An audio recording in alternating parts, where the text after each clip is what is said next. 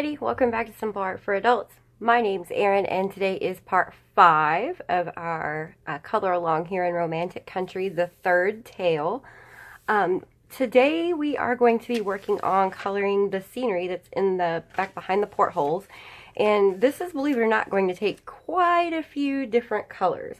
So before I get started with coloring anything today, I do just kind of want to go over all the colors that we're going to be using. So if you want to kind of jot these down and grab them out and follow along, you can do that. So for the sky, we'll be using cloud blue and powder blue. These are both very, very light. I don't want it to be too bright back there and take away from the focus of the room, but I do want it to be blue. So that's why I chose these two. For the clouds, we are going to be using 10% and 20% cool gray. If I can switch them around. So that's going to be for the clouds. For the water, we're going to be using muted turquoise as our main color, and then aquamarine for the little ripples. The muted turquoise is a pretty color, so I wanted to get that in there somehow. For the wall that goes around the castle back there, what I want to do with that is use 20%, 30%, and 50% French gray. These are like a brownish gray, and I think that will look very, very nice back here. And then finally, for the castle itself, we're going to be using dog hair, not dog hair. We're going to be using 20% warm gray.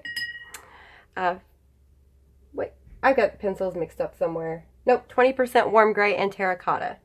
I don't know why I have the 50% cool gray out, but we don't need that. So for the castle, it's going to be 20% warm gray and terracotta. So this is actually going to be pretty simple to do. It's just going to take a little bit of time. When you look outside at the sky, if you pay very close attention, you'll notice that the higher up you go, the darker the sky goes. And the lower down you come, the lighter it gets. So that's kind of what we're going to try to accomplish here with our colors. Now, of these two, cloud blue is our lightest, so I want to bring the cloud blue up to just about the top level, like right about here, and right about here, and then the rest we're going to do in the powder blue, which is just slightly darker. So that is where I'm going to start. I hope everybody has had a good last week. I know it's been a while since I made a video for this color along, and again, like I said, this is one of the reasons why I spread a color along out over the course of an entire month. I'm notorious for having things happen that are out of my control. So I know if I stretch it out over a whole entire month, I know I'll finish it when I say I'll finish it. So everybody in the house has been through the flu and a stomach bug, for the most part. And we're all well again now. So we're all happy and kicking, and thank you very much for all of your well wishes. Then we got a whole bunch of ice and snow, which I know that 8 inches of snow doesn't seem like a lot to a lot of you guys who are up north, but for us, it's incredible. It's nuts. We don't get this much snow. So, we got a whole bunch of ice and snow. We had to deal with all that. Then my best friend ended up getting sick. She actually messaged me one day and asked me if I would come pick her up and take her to the ER because she was stuck at home, couldn't get out. And of course, you know, my car had already been dug out of the snow, so I was on my way. I was going to go get her, and she's about 20 miles from me. But I was going to go get her. I was on my way, and then her husband called and said, well, never mind, we called an ambulance because she just doesn't think she can wait. As it turns out, she was incredibly dehydrated, like very, very, very dehydrated. And so while she was at the hospital, she got fluids, and she was sent home later that night. She tested negative for both flu A and flu B, and she tested positive for, I forget the name of it, some kind of gastrointestinal thing, which is why she was so dehydrated. So she is also on the mend now, thank goodness. I'm very, very glad for that. So it has just been madness this week, which is why I haven't had a whole lot of time to make videos. But I'm happy to be back and happy to be coloring. I've really missed it. All this time that you guys haven't been seeing me making videos, I haven't even been coloring at all. I've been just busy, swamped, insane. But everything's back to normal now. And as you guys can tell, what I'm doing here is I'm just layering, putting the lighter color, which is the cloud blue, on the bottom. And just layering it up until I feel like it looks right. And I'm bringing it up into the powder blue, which is on the top. And I realize that you guys can probably just barely see these colors on your end, but that's okay. That's kind of the effect I want. I don't want it to be so bright that it takes away from the interior of the room when we get around to doing it. I want it to be kind of muted, actually. It's kind of the effect I'm going for. I want it to be noticeable, but not too terribly bright. So now that I have the powder blue up here and the cloud blue down here, my next step is going to be to just kind of use a heavier pressure with the cloud blue, which is the lighter one, and mix everything together. But I'm going to lighten my pressure as I get lower in the sky. And that's going to help me get that gradient that I want.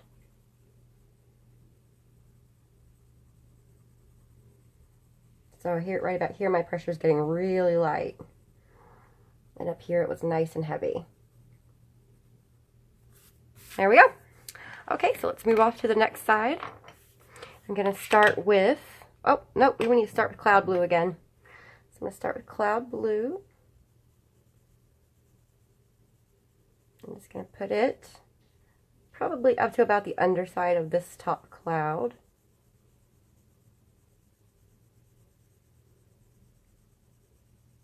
And again, I'm using a light pressure for this. And I know that you guys can probably barely see this, if you can even see it at all, but that's okay. I think once we have the rest of the room filled in and the rest of the scenery colored, you'll be able to see it a little more.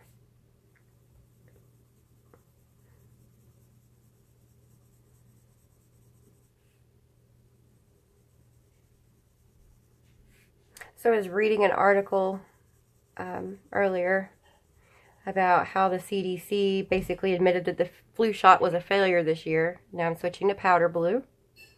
We're putting that up here at the top. So basically what happened was every year they do that. It's an educated guess basically when they put the flu shot together, when they choose what strains are going to go in it. It's just an educated guess. They use, you know, previous year's data. They use all kinds of different things to determine which flu strains they think are going to cause the most problems for people in that current season when you get your flu vaccine. So basically what's happened this year with the vaccine is they chose the wrong strains. And people are like really angry about it. But I mean, the thing is I'm pretty certain that I've read lots of different articles from, you know, the World Health Organization, the CDC, and they always have been pretty upfront about it and said that, you know, there's never any kind of guarantee that getting a flu vaccine is going to stop you from getting the flu. It's just one of those things that, you know, you kind of have to read up on and really understand. Is it upsetting that this year's flu outbreak has been so deadly and people across the country, you know, they're suffering? Yeah, it stinks. I don't like it. Does it mean that we should, you know, all gang up on the CDC and tell them it's their fault? No, of course not. Viruses do funny things and sometimes they mutate, and I think that's what's happened this year. The viruses just kind of weren't what they expected them to be. Okay, let me decide. I think I want some more of the darker blue up here, so I'm going back in with powder blue up at the very top. And I'm just using light layers, guys.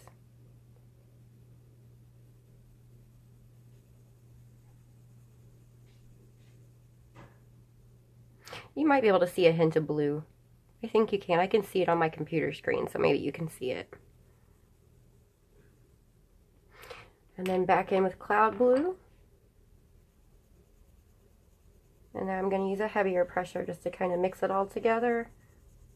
And just like I did on the other side, I'm going to use the heaviest pressure up here at the top. And down around the clouds. And as I come down, I'm going to lessen my pressure some. I'm going to lessen it more and more as I come down toward the bottom. I'm going to get up around this cloud, make sure I've got it dark enough. under the cloud. All right, and then bring it all down.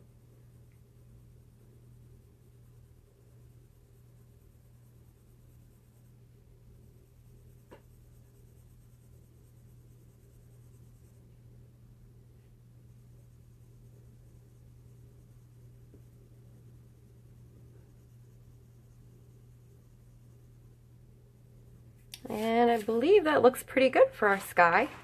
It's about what I wanted, just a nice hint of blue back there. All right, now for the clouds, we're going to use 10% and 20% cool gray because we have a nice light sky, so we don't want to stick warm gray clouds in there. We want to keep it to where it's just not the main focus, but there. So what I'm going to do is I'm going to take my 10% cool gray. I'm going to color the entire cloud very lightly. Very, very lightly. Same for this one, and you guys, again, may not even be able to tell that anything's happening yet. And then I'm going to take my 20% cool gray, and I'm going to very lightly add some color to the bottoms of the clouds, just to the bottoms. We're going to make those just a little bit darker.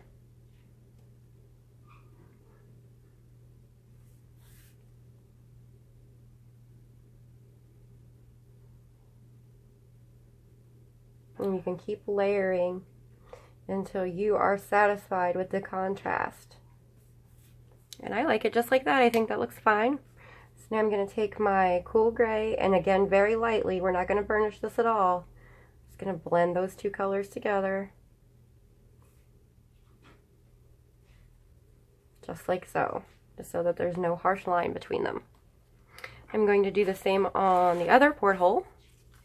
So I'm starting with a 10% cool gray, filling in the whole cloud, very lightly. And same with this one.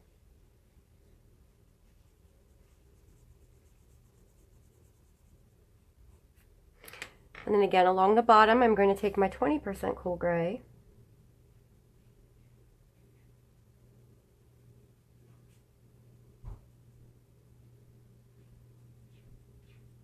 And just keep adding layers or use heavier pressure until you're satisfied again with the amount of contrast you get.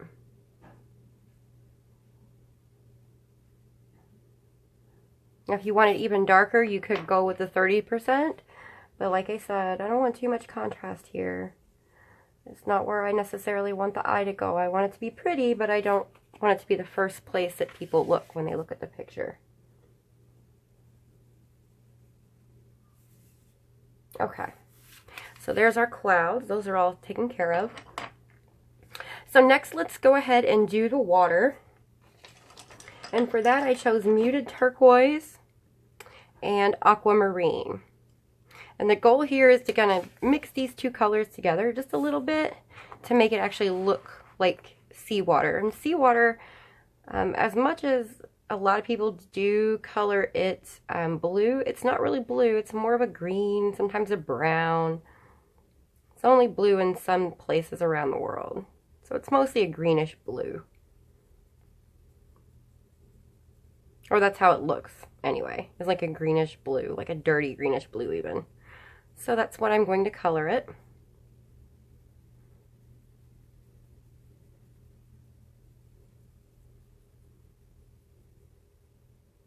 This is just my base layer, so I'm not really too worried about any pencil strokes or anything showing. And again, you guys may not even be able to tell that there's any color going down on the page yet. Then I'm going to take my aquamarine. I'm just going to kind of tuck a little bit in where these little ripples are. And we're just kind of using a scumbling motion where you just kind of go around in like a little circle like this. A very sharp tip and fitting that color right up next to that line.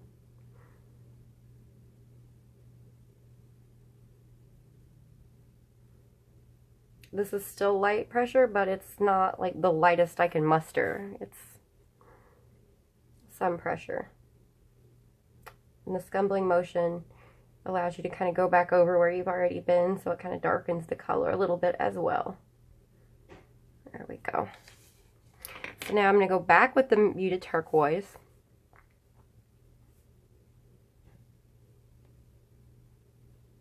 And I'm very, very slowly and very carefully, with light pressure, a little bit heavier than the first time, but still light pressure.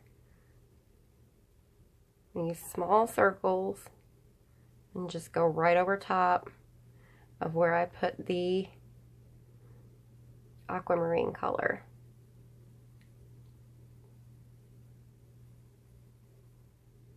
And that should help blend it in.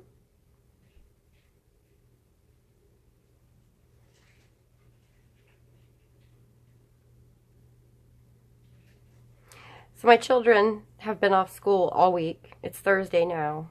And I'm hoping that this video will actually go up tonight. So it's Thursday now, and my children have been off school all week because of the snow. And for whatever reason, they always wait until I need them to be quiet to start making noise. I think the children have this radar. And they just sense that when mommy needs to do something, let's make some noise. Mom's on the phone, let's be loud. Mom's making a YouTube video, time to cook dinner. And it doesn't stop when they get to be teenagers, guys. It doesn't, it really doesn't. It's still the exact same thing. That radar doesn't go away the older they get. They still have it.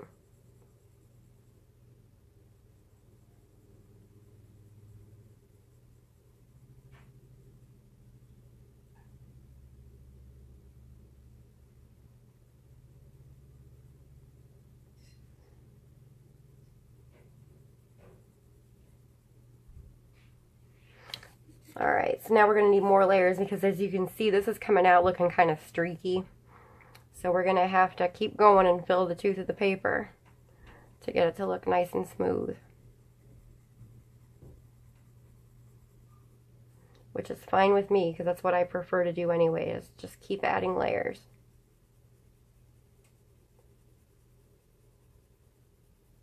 We were having a conversation about when we were coloring and having like an ugly phase for your picture. So if you guys are looking at this and you're thinking, wow, that just really doesn't look very good. Well, this is like the perfect example of ugly phase. When you get something that looks like that and you're like, I don't like that, don't give up. Just don't give up. Don't get discouraged. Just keep going. Keep adding some more layers. Go slowly, be gentle. Keep building up your color, and eventually you'll get to a place where you're going to be glad that you didn't give up, and you're going to be happy that you kept going.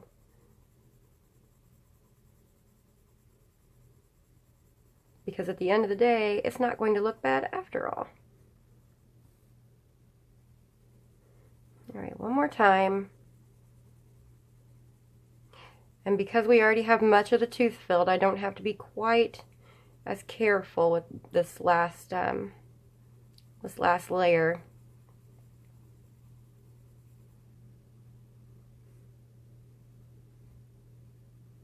Make sure I'm getting all the way up to the little edge there.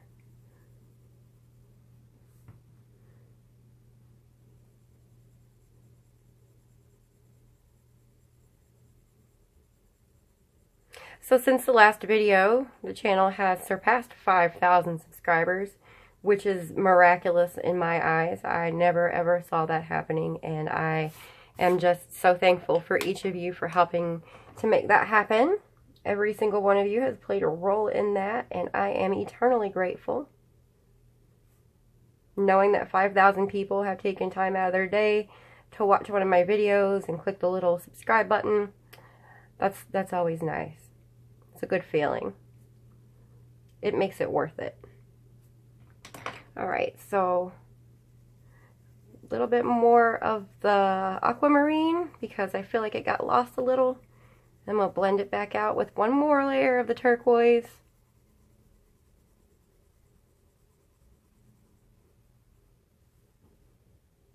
I'll get up a little bit closer so I can make sure I'm getting up in the edges.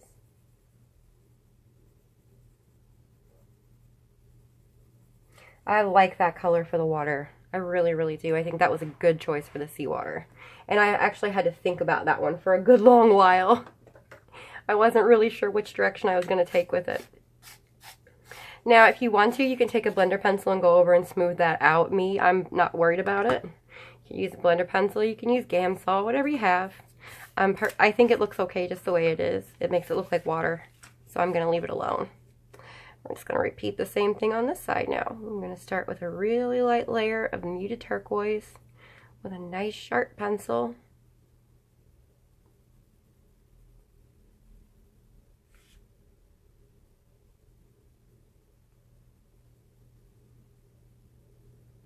I'll move this more into the center of the frame for you.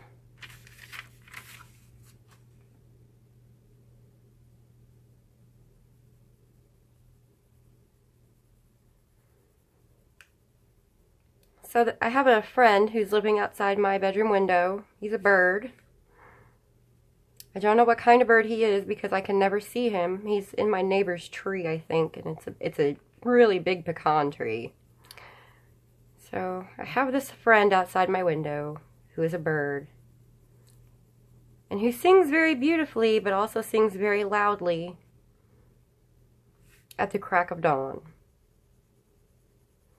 Now granted, I'm up at the crack of dawn most days anyway, so it doesn't really bother me that much. But Sunday is my sleep in, do nothing, do whatever I want day, which is why, you know, you guys always wake up to your Sunday Fun Day videos really early in the morning, because on Sundays I really just don't do anything. And that's kind of the plan from this point forward, is just to not do anything on Sundays.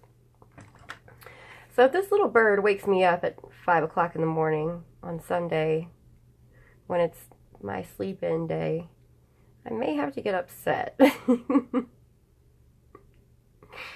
I was talking to a friend about it earlier. I was like, this bird outside is so loud.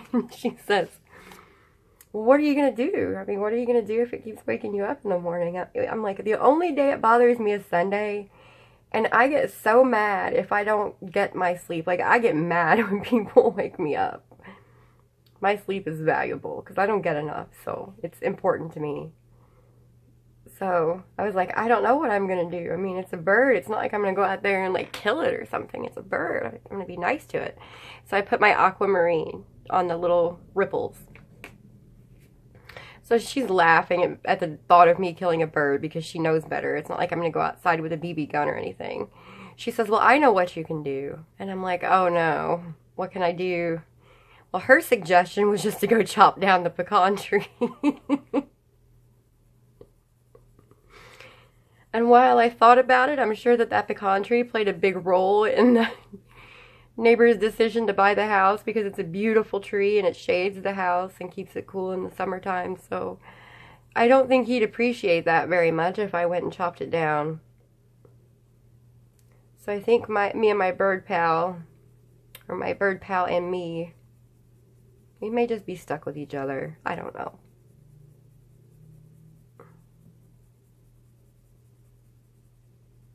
I think that too, after a while, like things like that are normal noises for you that you get used to.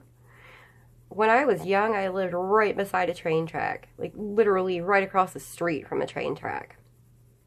And when I first moved into that house, and I moved into it with a roommate who'd been a friend of mine since junior high school. And when we first moved into that house, neither one of us got any sleep. It was crazy. Trains would come rolling through there at 3 o'clock in the morning, and the whole house would shake.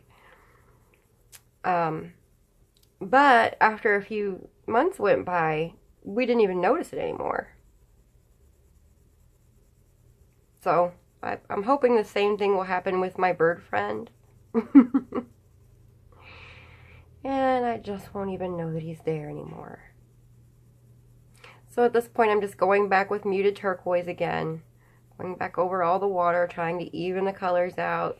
Make sure I've got the tooth of the paper filled as much as I possibly can.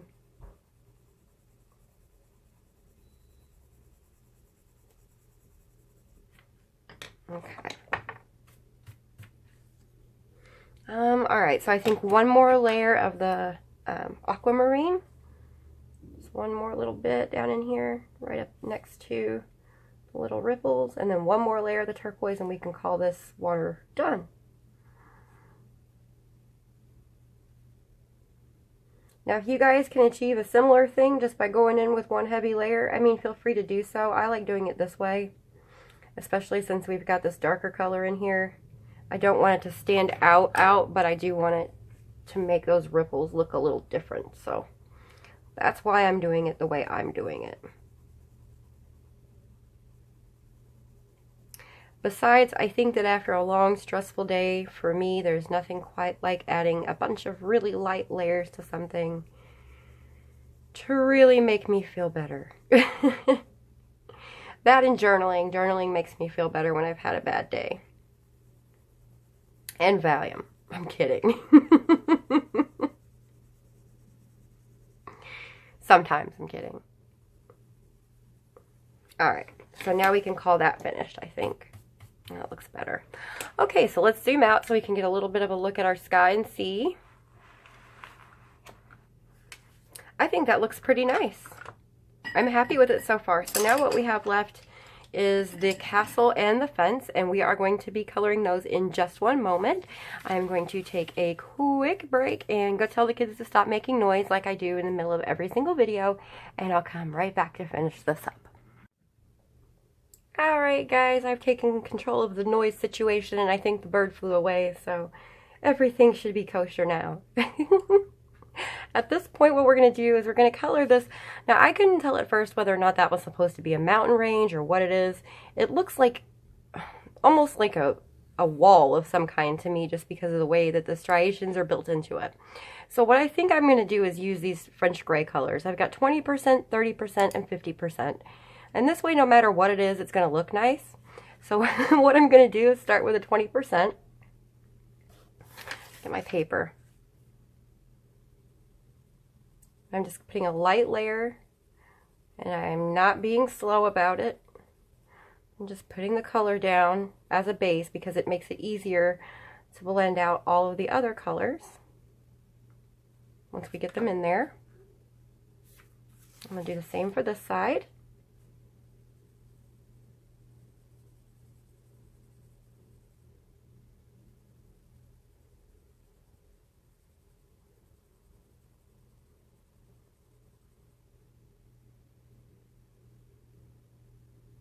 There we go. All right, now I'm going to come in with a 30%, and I'm going to start, I don't know, maybe about a third of the way down. And we're just going to add that in and make it a little darker down toward the water. It's going to give the effect that the sunshine is shining on toward the top of it. And again, I'm not being too precise, and I'm not doing it really slowly. I'm just getting the color down. Same thing over here.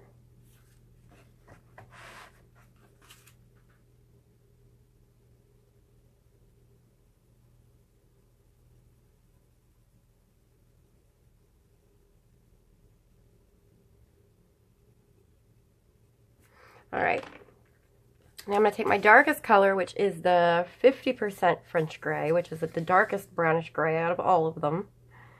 And I'm just going to kind of go down along the bottom closest to the water.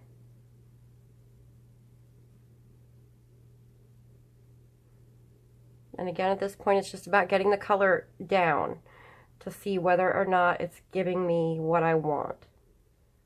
Still using very, very light layers. And the farther we get out this way, the harder it's going to be. So I'm just going to make it kind of darker. The whole thing, like back here, is going to make it kind of look like it's receding back.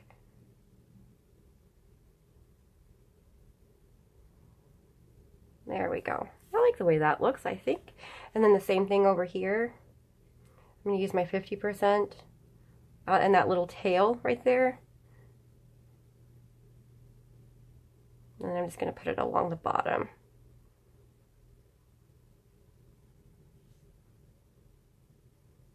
Just light pressure.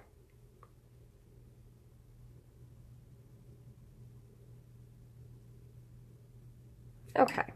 So I'm going to come back in with my 30%, and we're just going to kind of go over. We're going to start about a third of the way down, so like from here, or like from here, And I'm just going to pull it down over top of the 50% to help blend that out. And I'm using a medium pressure now.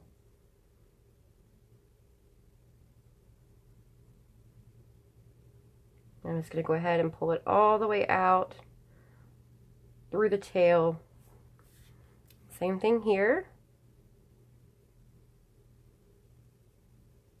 Using a medium pressure just to blend all the colors out. And then for our last step, we're going to come back in with our lightest French gray, which is the 20%. And go over everything with a medium heavy-ish pressure. Not quite burnishing because it's not really necessary. But heavy enough that you're kind of mixing the colors up. Which is why Prismacolors are so amazing, because you can mix those colors up. It lets you mix the colors up like that.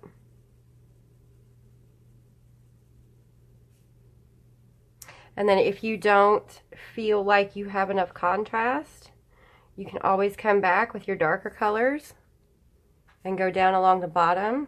So like this area here, I don't feel like it's dark enough down here. So I'm going to come back with my darkest color and just kind of darken it up a little. I'm going to use a heavy pressure and kind of darken it up. Make it a little darker. Just down at the very bottom. Same thing over here. I want a little more contrast than what I got.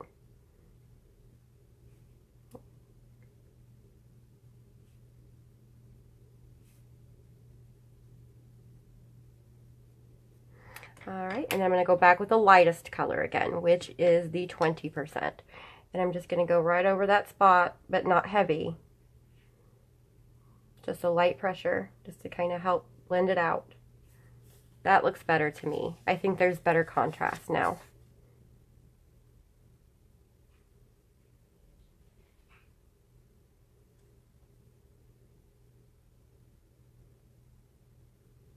There we go. So there's our fence, rock wall, whatever you want to call it. So now the last part that we need to do to finish up the portholes is the little house in the castle. And I think this is going to be pretty easy. We're just going to use a warm gray, 20% and a terracotta. I don't want to put a whole bunch of definition in it. Once again, the goal here isn't to make this the centerpiece. Oh, that's the 30% cool gray. Too many grays, guys. I need to find my right gray. 20% cool gray. I've got it. Alright, so basically what I'm going to do is I'm just going to come in. We're going to color the little house all in gray. So I'm just going right in with a medium heavy pressure. And that's done. That's all I'm going to do to that. Now for the castle, we're going to color the pillars.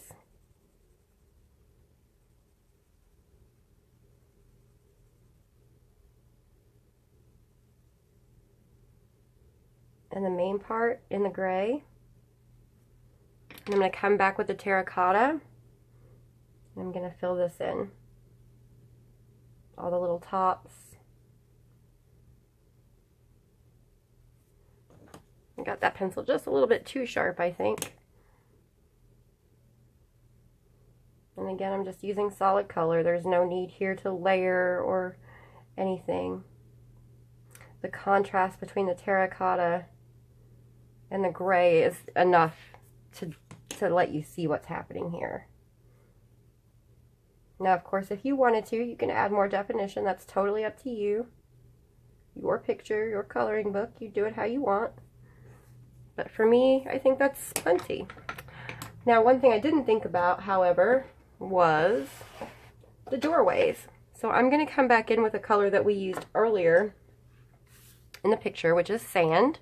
It's a nice muted yellow. Sharpen it up. And I'm going to color in the windows, just like this. Just to kind of give the impression that it's lit. And that is not a window, that is a door. So we are doing that in terracotta. That's going to be like the main castle door. And that finishes off the porthole. So let's zoom it out and see how it looks. I think that for what I wanted it to be, it looks good. Again, like I've been saying through the entirety of the video, what I want is for the curtains and the room itself to be the focal point of this image. What you're seeing out here, I wanted it to look like a nautical scene, and I think it does. I think that the water is a good color. I like the color of the water. I like the simplicity of the castle in the background and the little rock wall or fence that is around it. I like the nice light blues for the sky instead of darker blues. It looks like it's daytime outside, but not incredibly sunny, which helps out because we have this nice bright lantern here. So I think it looks good. I personally like it. If you guys want to do more to it, feel free. You can add darker colors up here toward the top of your sky area and then make your gradient just a little bit different. So you'll get more of a sky. You guys could do a sunset if you wanted to in the background. You could even make it nighttime, but I think if you choose to do that, make sure that your clouds are a little darker, because you might want to leave just like a little bit of highlight up the top, like the moon would be shining on it or something. So there's all kinds of options that you can use for this. Alright guys, so this concludes this particular part of the color along. Now the next part, what we're going to be doing is coloring all of the little accessories in the room. So we're going to do the pieces of paper, we're going to do the lantern, we're going to do the bags and the tree and the book, and then following that in the last video, that'll be in the next one too. In the very last video we're going to do the upholstery, so we're going to do the chair, the curtains on the wall, the pillows on the bed, and the bed itself. So 2 more videos should finish this up. I've got 10 days to do them in, and I think we can get it done. I really, really do. So we'll just have to do some serious coloring in the meantime. Again, guys, my apologies for it being so long since we've had a video. It's been a crazy week, but we will get this caught back up. As always, you're going to find links to all the different products I used in this video down below. So there's my eraser and my pencil sharpener that I don't do without. The Prismacolor Premier 150 set, I'll put a link down in the description too, as well as the coloring book that I'm coloring in. Thank you so much for taking time out of your day to join me with my color along. If you have enjoyed this part, don't forget to go back and check out all the previous ones if you haven't already. The best way to do that is to subscribe to the channel and then click the little bell so that you'll know when the next part is ready for you to watch. And if you like this video, give it a thumbs up because that helps more people who might enjoy it find it as well. Thank you so much for watching, everybody, and as always, happy coloring.